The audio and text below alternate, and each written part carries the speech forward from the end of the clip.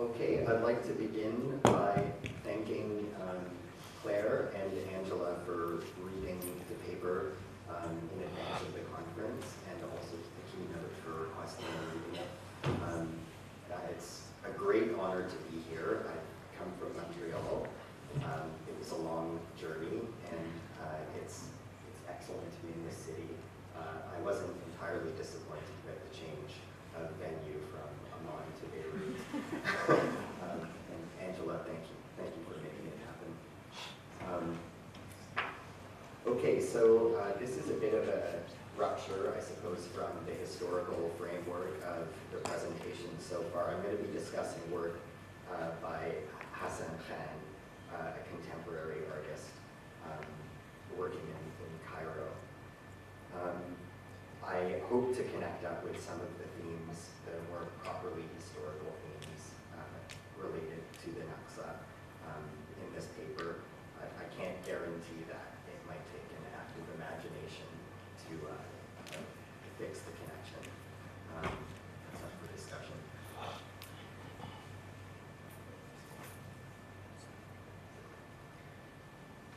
So, in 1967, the American critic and art historian Michael Freed published an article entitled Art and Object, in which he controversially declared a war against literalist art and its values of theatricality and duration.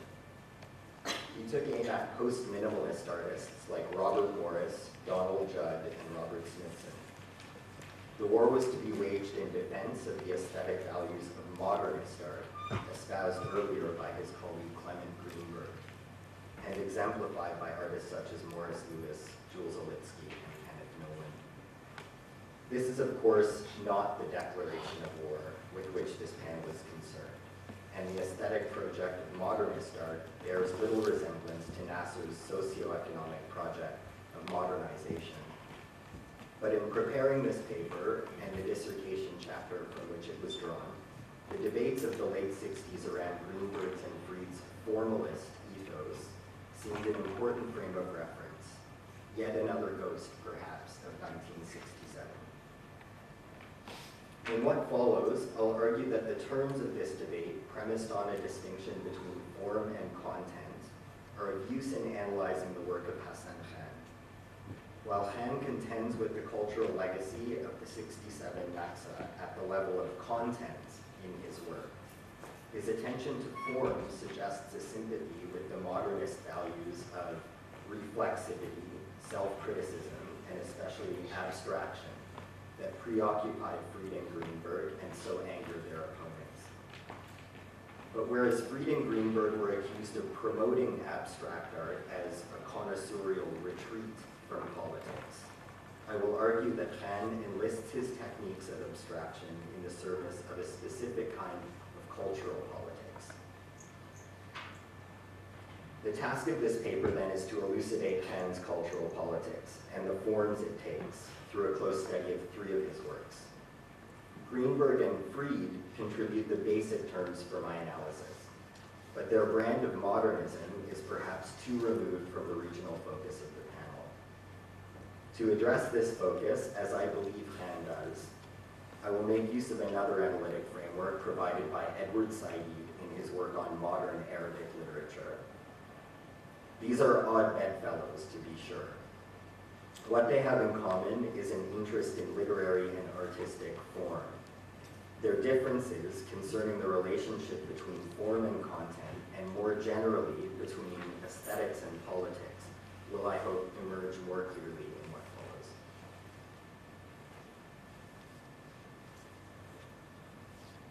I should begin by saying that this is an interpretation of Khan's work, not an account of his intentions as an artist or of the definitive meaning of his artwork.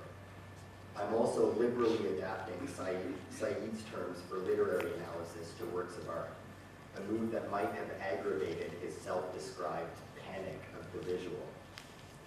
Finally, I'm perhaps hazardously adapting the post-war Euro-American values of aesthetic modernism to describe a withdrawal in Khan's work from the tethers of an instrumentalized Arabism in conventional politics and in the curatorial culture of the art world. The utility and wisdom of the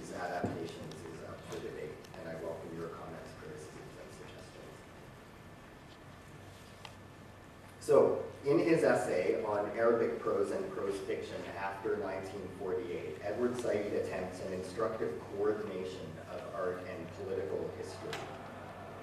He identifies two dates that constitute a historical horizon for Arab writers, such as Hassan and Naguib Mahfouz. The first is the Nakba, or disaster of 1948, and the second is the Naksa, or relapse setback of 67.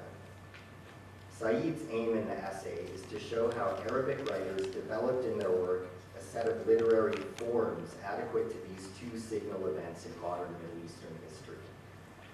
The forms and devices in question, according to Said, would address a, quote, paradoxical Arab present, unquote, generated by the experience of 48 and its repetition in 67.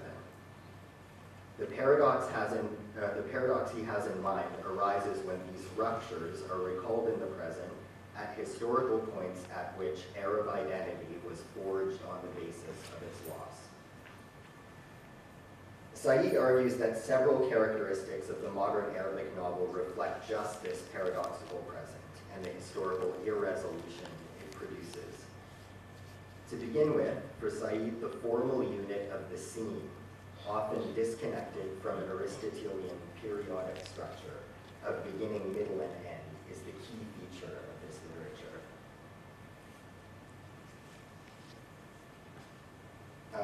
The rhythmic succession, quote-unquote, rhythmic succession of disconnected scenes in work by Hanafani especially describes a contested narrative space in which actors or characters move on and off stage in a substituted manner, and inexplicably as a result of unseen forces. In Mahfouz's work, the contested space of the scene produces what Said calls an episodic narrative structure. In addition to this treatment of the scene, Said identifies a tendency toward reflexive strategies of narration. Narrative voice in Hanafani's and Mahfouz's work is not omniscient but reflexive, assuming a spectator's mode. It thus serves a testimonial function rather than an explanatory one. To summarize then, scenes, episodism, substituted entrances and exits, undermined protagonists, and reflexive strategies of narration are some formal features of Arabic literature produced in the wake of 48 and 67 that address the historical experience of rupture and traumatic repetition. Of course, Said's framework assumes a kind of traumatic experience of history and a traumatic structure for historiography or history writing, and this is entirely up for debate as well. In the work of Hassan Khan, the features Said enumerates in his essay are in evidence. But whereas for Said, these narrative devices characterize a kind of engaged resistance literature that serves an affirmative purpose of social development, Khan's work seems more withdrawn than engaged. I want to argue that this withdrawal, however, constitutes a form of cultural politics by loosening the association of art and its history, by short-circuiting the reduction of art to its historical conditions of production or political context. I believe this can be seen in a sequence of 3 works by Khan: 17 and NAUC, Conspiracy, Dialogue, Diatribe, and Dead Dog Speaks. I'll deal with them in turn.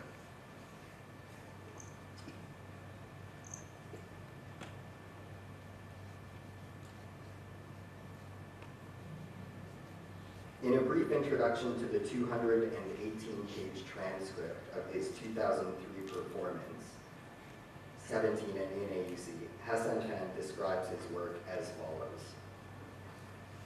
For 14 nights, I sat in a soundproof, one-way mirrored glass room from 7 to 11, drinking beer, smoking cigarettes, and speaking.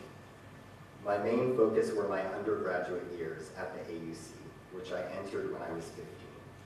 Although people could see and hear me, I could not see or hear except myself. All 56 hours of this performative action were documented on a digital video camera. The transcript reads without punctuation and through frequent repetitions and ellipses as a sort of stream of consciousness autobiography. At the level of content, Khan's transcript is full of oblique references to the memory and geopolitical legacy of '67. His stories about mostly frivolous trips with friends to the Sinai include occasional references to Israeli tourists there, and to the way in which Khan's abortive interactions with them were determined by the political history of the region, by the specter of Arab-Israeli conflict. Additional oblique references are included in passages on the, quote, authoritarian and delusional nature of AUC student politics, and on Khan's and his early collaborators' will to move beyond the, quote, Arabist politics of their parents' generation. These perhaps merely incidental political references are overwhelmed by a different kind of content, however. Khan is impatient with student politics and the Arabist politics of his parents' generation, but deeply engaged in an international literary, musical, and film history out of which he fashions a kind of cultural politics. References to the literature of Tayyib Saleh, William Burroughs, and John Donne, to the music of Yassin El-Tohani, Jimmy Page, and the Stooges, and to films by John Waters, Andy Warhol, and David Lynch describe at the very least an abiding eclecticism in Khan's taste as both a cultural consumer and producer. The transcript is too long and too rich to analyze here in more detail. But it should be said that it's this cultural rather than the political structure of reference which has so far drawn the most critical and curatorial attention.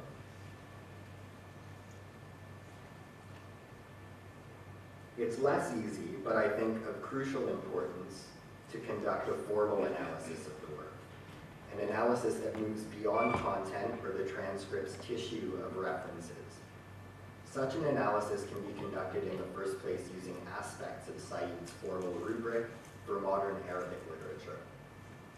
In particular, Khan's frequent shifts from an anecdotal mode of narration to a reflexive one, and indeed the performance space itself, fitted with one-way mirrors and recording equipment, suggest an observational rather than an omniscient authorial presence.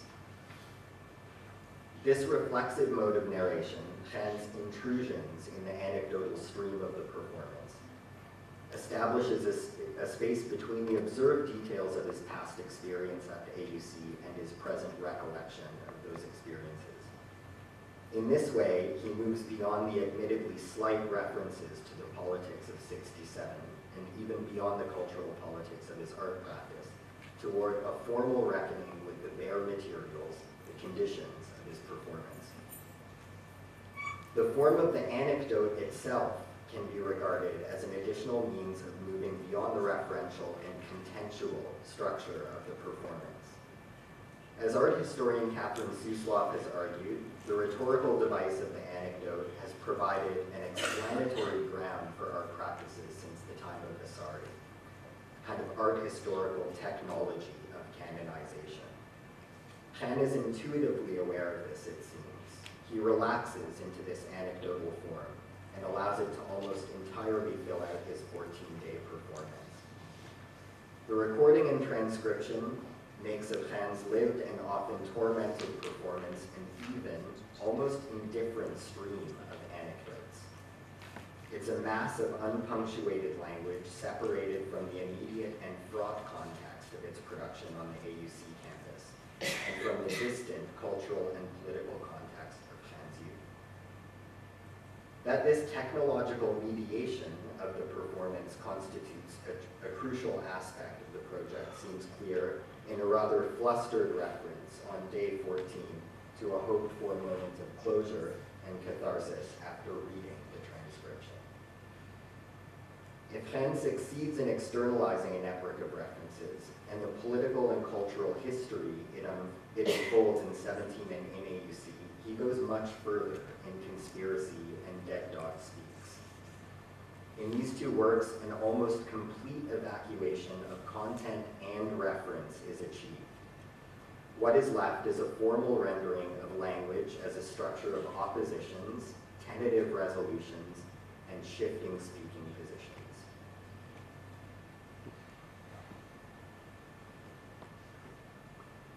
Han's film Conspiracy Dialogue Diatribe follows an alternately fraternal, hilarious, and hostile conversation between two middle-aged and apparently middle-class Egyptian men in the comfortable setting of a sparsely decorated bourgeois apartment. The work is divided into 6 scenes, across which Han reorders the two characters' assigned scripts. The dialogue/diatribe is almost schizophrenic in its jarring turns from expressions of affection to nostalgia to sporting exchanges of colorful insults. The actors, Mahmoud El-Lazi and Mohammed Safa Ahmed, carry on their conversation over cups of coffee and cigarettes.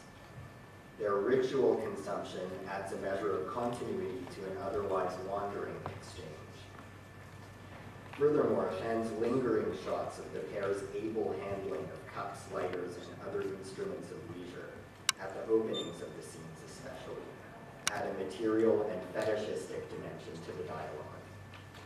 The pair's words, which command undivided attention initially, emerge over the course of the 6 scenes as an effect of the physical and filmic environment in which they are uttered.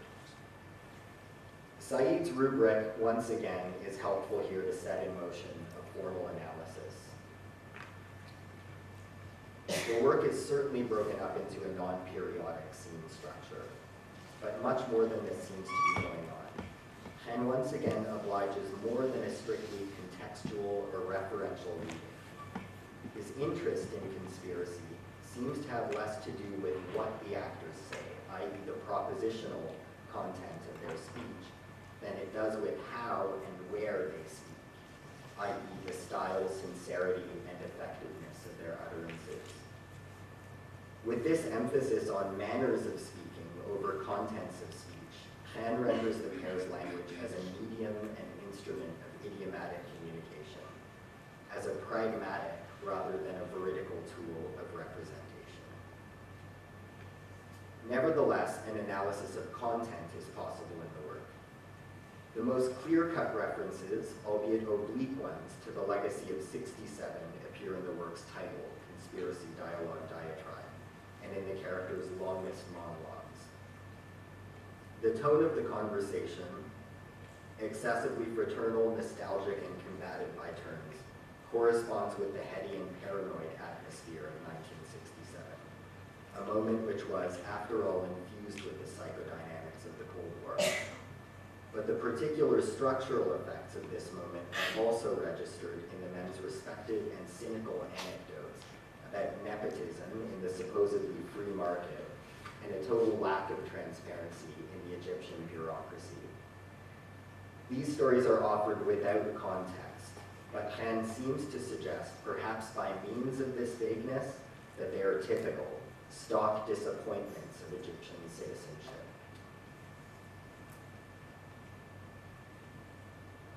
The pair's grievances about socioeconomic and governmental problems devolve onto the objects of a more petty and personal griping about a coffin-like table, a crooked collar, small buttons and a terrible fabric, a hairstyle, a tie, and a figurine of a carousel horse, a, quote, terrible horse with a spike jutting out of him, unquote, on a base for which the pair can find no aesthetic justification. These refusals of the domestic and sartorial mainstays of Egyptian bourgeois existence give way to more personal attacks. It's not difficult to discern in these fighting words traces of a complex post-67 reckoning with the residues of military society, and indeed with the more distant cultural memory of colonial subjugation. Han's most heavy-handed manipulation of the script appears in the 5th scene. After some introductory exchanges of vitriol, the scene unfolds in quick cuts as follows.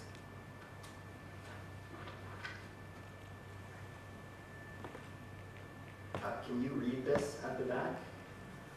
Yeah, thanks. It has already been seen that the dialogue in Conspiracy is, in a sense, materialized through its engagement with objects. The pair's words, when employed indicatively to refuse their middle-class markers of identity, emerge all the more clearly as additional signifiers of just this identity. But this rapid exchange of speech acts, completely free of propositional content, renders language in the script as a much more abstract medium. Language here appears as the idiomatic form in which the pair's differences, ambivalence, wishes, religiosity, and magnanimity are contained, but without expressing any particular disagreement, ambivalence, wish, etc. This formalization or abstraction of language is pushed further still in Dead Dog Speaks. Once again, Said's rubric is helpful in getting a formal analysis off the ground. If 17 and in AUC reveals a taste for reflexive narration in Sam's practice, and conspiracy exploits and interrogates the unit of the scene, Dead Dog Speaks is structured around a principle of substitution. In this work, Khan's formal, that is, his non-referential rendering of language reaches its logical and indeed its most absurd limit. The bare dialogical form visited in the 5th scene of Conspiracy is dominant in Dead Dog Speaks, but this time the interlocutors are digital animations. A bodiless, mustachioed man modeled on Yusuf Shabab, a legless woman in a black dress, Khan's mother's avatar, and a Pekingese modeled on Khan's family dog Tokyo exchange quips, positions on the screen, and even voices. Their interaction is translated in a speech box at the bottom left of the screen where a further substitution takes place. Each figure is rendered there as a pixelated icon. The video begins with the following exchange.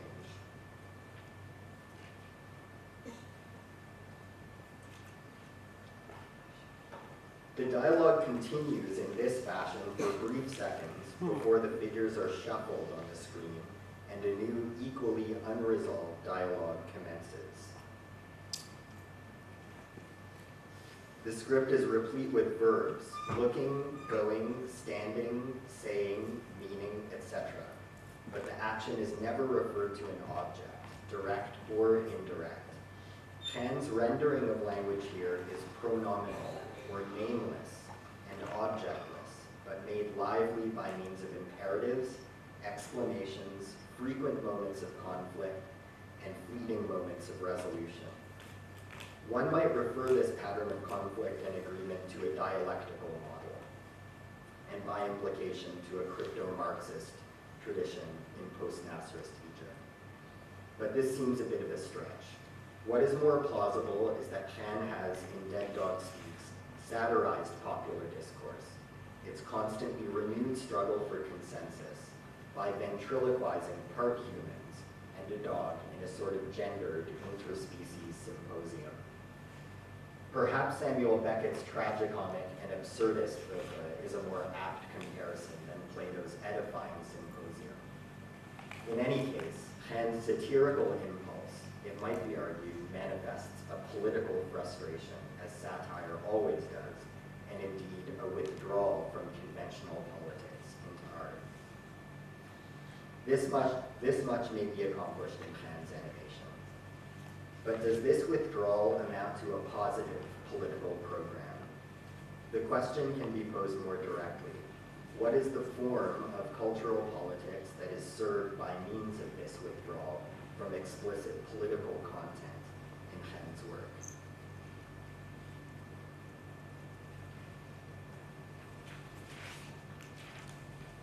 I've dealt with these three works in sequence in order to illustrate Khan's cultural politics as a strategy of refusal.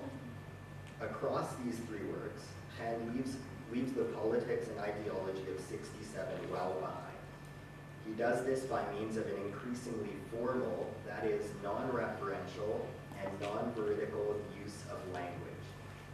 This may be a gesture of withdrawal that describes a specifically negative relation to the political and cultural history of 67.